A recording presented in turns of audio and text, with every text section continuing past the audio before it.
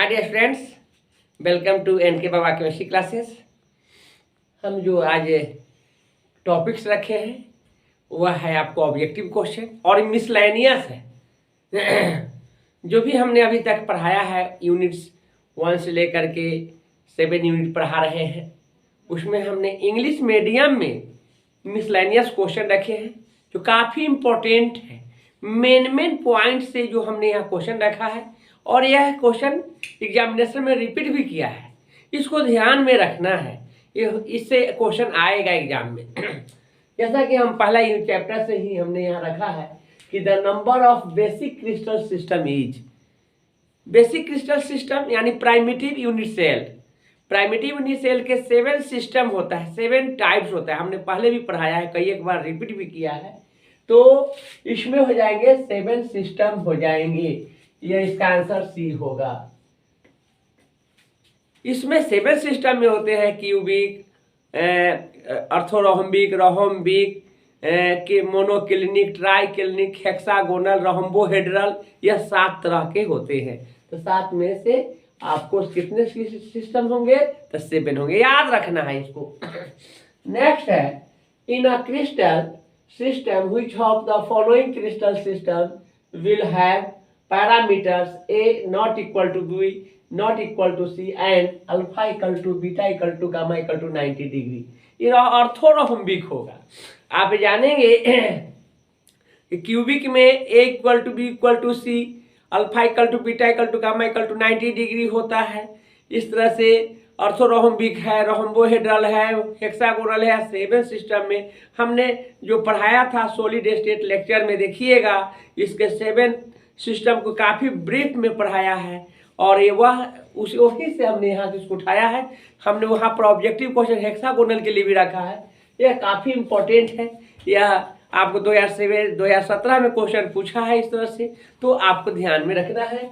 इसका आंसर हो जाएंगे ऑर्थोरोहम्बिक, यानी A not equal to B not equal to C and alpha equal to beta equal to gamma equal to 90 degree is known as ऑर्थोरोहम्बिक।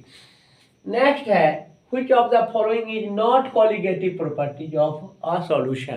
ध्यान दीजिएगा, यह colligative property solution chapter में है और कॉलिगेटिव प्रॉपर्टी 4 टाइप्स होते हैं। उसमें होता है elevation of boiling point, relative loading, vapour pressure, depression of freezing point and osmotic pressure. यह 4 होता है। ये 4 के जो छोड़ के जो भी ऑप्शन में होगा वही उसका आंसर होगा।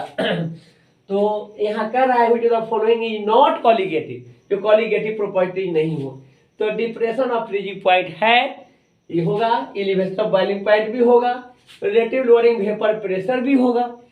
डी है आपको ऑप्टिकल एक्टिविटी, यही नहीं होगा। आप ध्यान देंगे कि ये ऑप्टिकल एक्टिविटी जो है यह नहीं होंगे। 3 गो तो है ही। चौथा जो होता है ऑस्मोटिक प्रेशर। यही 4 होते हैं कॉलिगेटिव प्रॉपर्टीज। पूछा जा सकता है एक और क्वेश्चन कि how many number of colligative property, क्या कहेंगे? There are 4 types of colligative property. Next है इलेक्ट्रोकेमिस्ट्री से हमने लिया है, तब यूनिक क्वेश्चन को यहाँ सेलेक्ट किया है। Faraday's second law of electrolysis is related to. Faraday's second law of electrolysis is related to, और यहाँ पर है atomic number of cation, equivalent weight of electrolysis, atomic number of anion, speed of cation. यहाँ पर आप जानेंगे कि Faraday's law of electrolysis related to Faraday second law से रिलेटेड है और वहाँ पर एटॉमिक मास नहीं, वहाँ पर आपको इक्विवेलेंट मास अर्थात इक्विवेलेंट वेट की चर्चा किया गया है। अकॉर्डिंग उसमें बताया गया है फैराडे सेकेंड लॉ में कि according to this law the amount of electrode is directly proportional to its equivalent weight और इक्विवेलेंट मास। तो आप यहाँ जानेंगे इक्विवेलेंट वेट से रिलेटेड होगा, इसका आंसर बी होगा। बहुत इंपॉर्टेंट है, बहुत इंपॉर्टेंट है, इसको याद रखेंगे सब। नेक्स्ट है the order of reaction CH3COO C2H5 ethyl acetate plus H2O acid के प्रेजेंस में यह बना एसिटिक एसिड और इथाइल अल्कोहल बना है, तो कहता है यह किस प्रकार का ऑर्डर ऑफ रिएक्शन है, द ऑर्डर ऑफ रिएक्शन। आप हमने यहाँ उठाया है केमिकल काइनेटिक्स से, और केमिकल काइनेटिक्स में सीडो फर्स्ट ऑर्डर रिएक्शन है, वह दो है। ये है कि इथाइल एसीटेट वाला, एक है आपको सुक्रोज का। सुक्रोज को, केन शुगर को जब वाटर के साथ रिएक्शन कराते हैं एसिड के प्रेजेंस में, तो ग्लूकोज और फ्रुक्टोज बनता है। दो ही एग्जाम्पल एनसीईआरटी में है, दोनों सीडो फर्स्ट ऑर्डर के रिएक्शन का है, काफी इंपॉर्टेंट है। हमने केमिकल काइनेटिक्स में दोनों एग्जाम्पल को एक जगह रखे हैं, सीडो फर्स्ट ऑर्डर का डिफाइंड भी किया है, जरूर पढ़िएगा आप लोग। और इसका आंसर जो होगा उसको सीडो फर्स्ट ऑर्डर रिएक्शन यानी 1 हो, सी होगा इसका आंसर। P2O5 इज गुड, अच्छा क्वेश्चन है यह हमने रखा है सरफेस केमिस्ट्री से। सरफेस केमिस्ट्री में आपको एडजॉर्प्शन, एब्जॉर्प्शन ये सारे पढ़ने हैं, तो वहाँ पर देखेंगे कि P2O5 जो है वह आपको एडजॉर्प्शन है।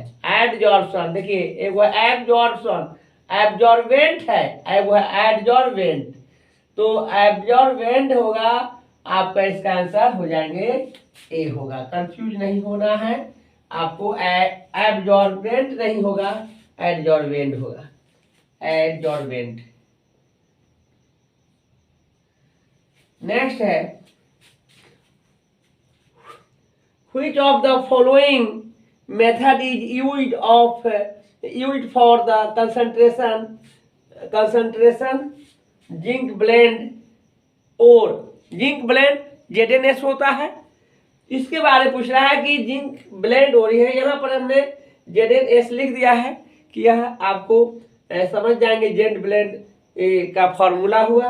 तो और जो है यह आपको किस मेथड से कंसंट्रेट किया जाता है, तो आप जानेंगे कि यह फ्लोटेशन प्रोसेस से इसको कंसंट्रेट किया। हमने ये उसको पढ़ाया है मेटालर्जी में, यूनिट 6 में बहुत डिटेल पढ़ाए हैं, देखिएगा वहाँ पर magnetic separation, gravity separation, flotation, आपको इस सारी बातों को हमने चर्चा में रखा है। आपको अच्छा रिजल्ट लाने के लिए तो पढ़ना ही पड़ेगा, ये काफ़ी इंपॉर्टेंट है, कई एक बार एग्जामिनेशन में पूछा है। तो आपको देखेंगे कि इसका आंसर हो जाएंगे सी होगा, फ्लोटेशन प्रोसेस। यानी जिंक सल्फाइड को जो है आपको क्या करते हैं कि मात्र एक ऐसा ही प्रोसेस है फ्लोटेशन, जिसमें ओर्स ऑफ सल्फाइड की हमने बात किया था, उसमें लेड सल्फाइड की बात किया था, जिंक सल्फाइड की बात किया था। जिंक सल्फाइड काफ़ी पॉपुलर है, यह क्वेश्चन के भी रूप में रखा गया है, काफ़ी इंपॉर्टेंट है, इसको पढ़ने की आवश्यकता है। एकदम पढ़िए, बिल्कुल पढ़िए, एकदम जो मैं पढ़ा रहा हूँ वही एग्जामिनेशन में आएंगे, तो इस तरह से इसको पढ़ते रहिए।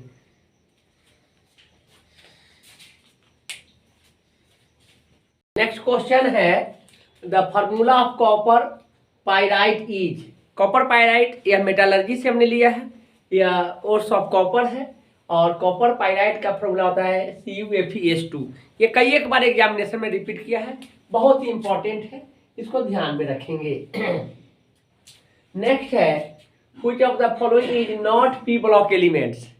ऐसा भी क्वेश्चन पूछता है कि कौन पी ब्लॉक का एलिमेंट ना है, कौन डी ब्लॉक का नहीं है। इसका मतलब यह है कि पी ब्लॉक एलिमेंट को पूरे के पूरे याद रखने की जरूरत है।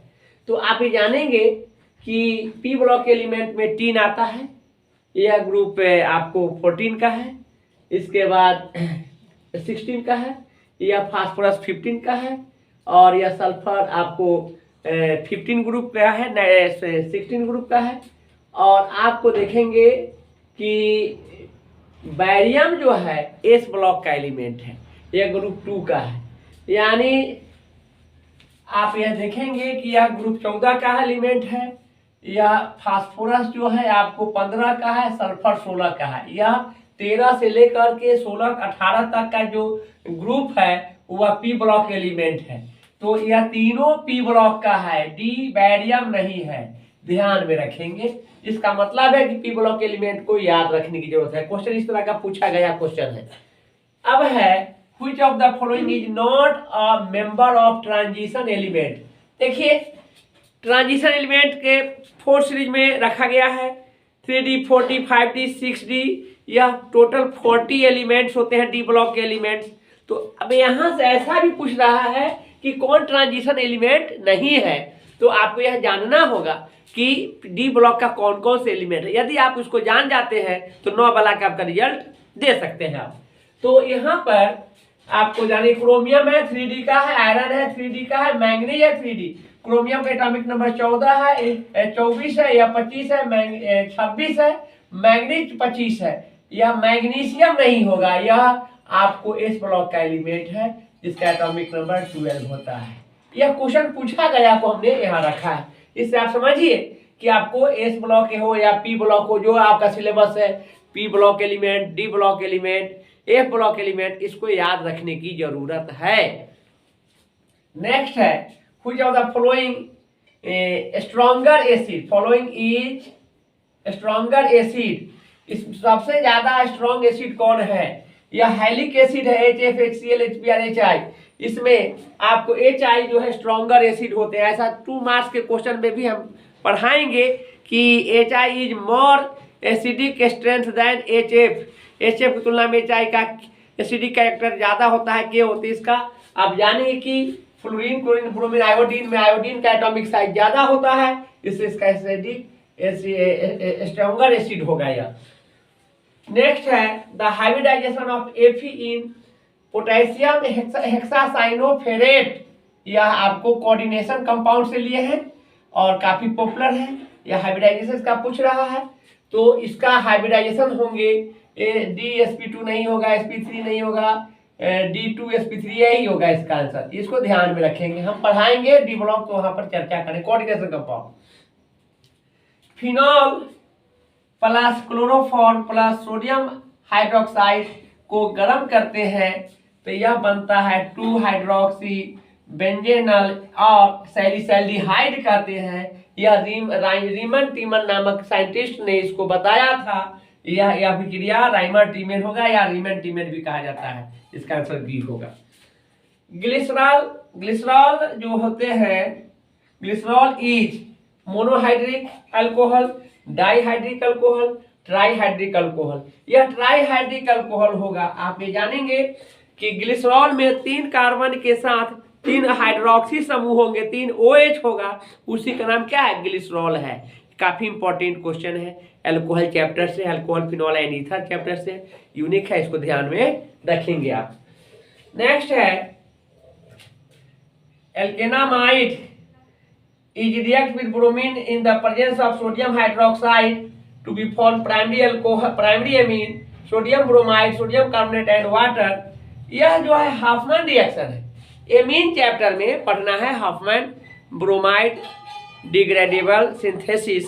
तो वहाँ पर ये हाफमैन रिएक्शन जो है प्राइमरी एमीन देता है, प्राइमरी एमीन वह प्रोड्यूस करता है। यह एमीन जो है रिलेटेड है आपको किससे? तो हाफमैन रिएक्शन से। तो यहाँ पर आप जानेंगे हाफमैन रिएक्शन होगा। इस तरह से कुछ इंपॉर्टेंट क्वेश्चन प्रैक्टिस करा रहे हैं और इसको प्रैक्टिस करना नेसेसरी है। ये एग्जामिनेशन में आएंगे इस तरह के क्वेश्चन, और हो सकता है तो सेम टू सेम आएंगे, इसलिए आप इसको बढ़िया से पढ़िए। तो आज के लिए हम इतना ही रखते हैं। नेक्स्ट क्लास में ऑब्जेक्टिव विद सब्जेक्टिव क्वेश्चन को हम डील कराएंगे।